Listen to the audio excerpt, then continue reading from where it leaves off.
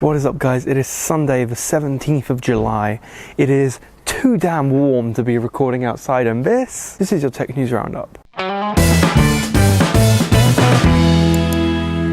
Luckily for you guys, I wasn't planning on recording the entire video from that close to the camera. First up, we have Nintendo news, and now you're probably wondering, George, how the hell do we have more Nintendo news? Well, during the week, Nintendo released Niantic technically released Pokemon Go to the UK and Germany, so you can get it in the App Store if you live in one of those two countries.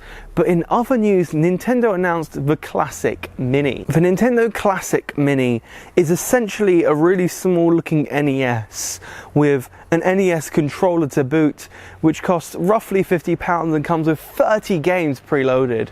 Now, I've run the numbers, and that's more or less £1.70 per game, and that's assuming the hardware is free. And then if you want more controllers for multiple player games, that's £7.99. You can start pre-ordering right now with it coming out on November the 11th. But what are the games that come pre-installed? Because there's no way of purchasing more, so let me talk you through a few of them. Games include, but are not limited to, Mario Brothers, Dr. Mario, Super Mario Brothers, Super Mario Brothers 2, and, as you'd expect, Super Mario Bros. 3. There will be games on this device that aren't Mario games though. For example, Metroid, Mega Man 2, not Mega Man 1 though, so Galaga, Final Fantasy, and Punch-Out. That is not a full list of the games to come. There will be 30 as I mentioned earlier. I'm sure you can look up that list. Those are the main highlights in my opinion. Make sure to go take a look yourself though. Personally, I am absolutely going to go and buy one because it's only £50 and it has HDMI and it's powered over USB, which means I can plug it in downstairs like into a TV and just have some form of console downstairs, because I don't do console gaming, I have a PC. In other news, Microsoft has started doing what everyone dreaded, which is cutting down the size of people's OneDrives. For free users, the allocation used to be 15 gigabytes, which is more or less on par with Google Drive, where you can get a couple of extra gigabytes by taking like security checkup and stuff. Not the point. The point is, it's now been taken all the way down to 5 gigabytes. On top of that, the extra 15 gigabytes you get for free if you signed up for the camera roll thing where pictures are automatically backed up to OneDrive.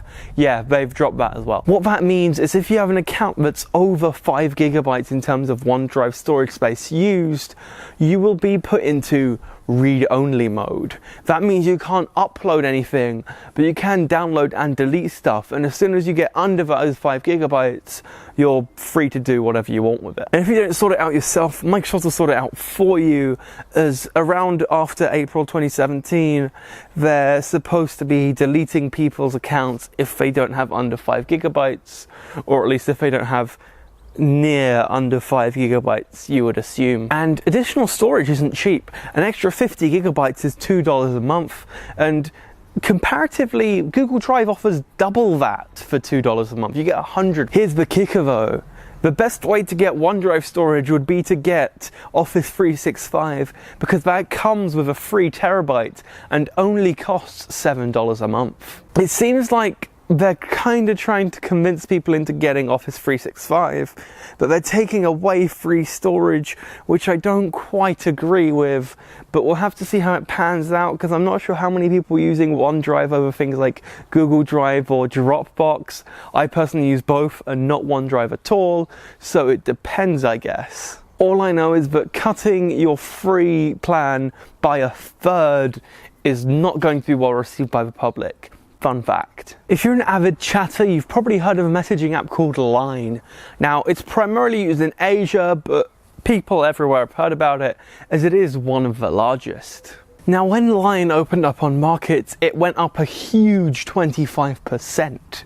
The only issue is, and this is news that couldn't be reported unless it was done today, I guess, it's dropped about 15% since. Now, the cause of this drop is probably just the fading of people being like, oh my god, it's Line, we should invest in this.